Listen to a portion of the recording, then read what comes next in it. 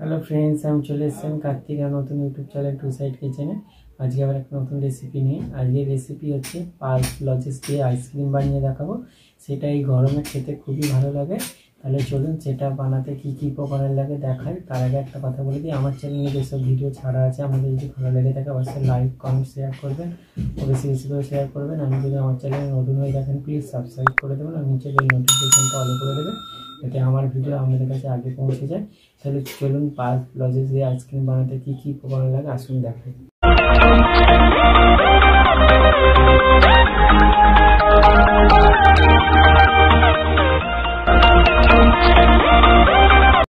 Pulse লজেস দিয়ে ice cream বানিয়ে দেখাবো, সেটার জন্য কি কি উপকরণ লাগে চলুন তাহলে দেখিয়ে দিই। এখানে কটায় পালস লজেস নিয়ে নিয়েছি আর একটু অল্প লেবু কেটে নিয়ে নিয়েছি। তাহলে চলুন রেসিপিটা শুরু করি। আর ভিডিওটা প্রথম থেকে শেষ পর্যন্ত দেখার জন্য অনুরোধ রইল। গ্যাসের জলে জলটা বসিয়ে দিয়েছি, লজেসগুলো ছিঁড়ে নেব। লজেসগুলো একটু করে ভেঙে নেব। জলটা গরম হয়ে গেছে, লজেসগুলো দিয়ে দেবো। লজেসটা গলে গেছে, এবার আমি এর মধ্যে একটু লেবুর রস দিয়ে দেবো। একটু ঠান্ডা করে নেব, নিয়ে তারপর কাপে ঢেলে নেব। ঠান্ডা করে নিয়েছি, তো আমার কাছে আইসক্রিম বসানোর কোনো কাপ নেই, তো আমি চায়ের কাপে বসাবো, তো ঢেলে দেবো কাপেতে।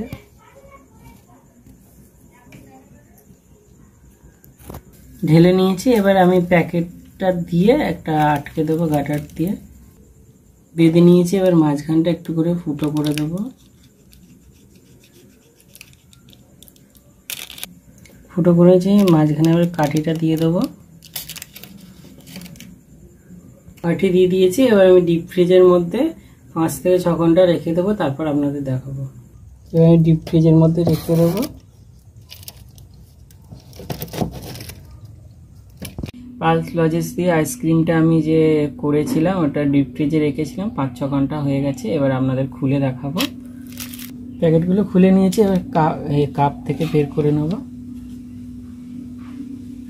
দেখুন আমার পালস লজেস দিয়ে আইসক্রিমটা রেডি হয়ে গেছে। এই রেসিপিটা যদি আপনাদের ভালো লেগে থাকে অবশ্যই লাইক কমেন্ট শেয়ার করবেন ও বেশি বেশি করে শেয়ার করবেন।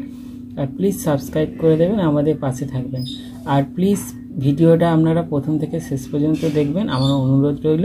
তাহলে চলুন দেখা হচ্ছে নেক্সট ভিডিওতে।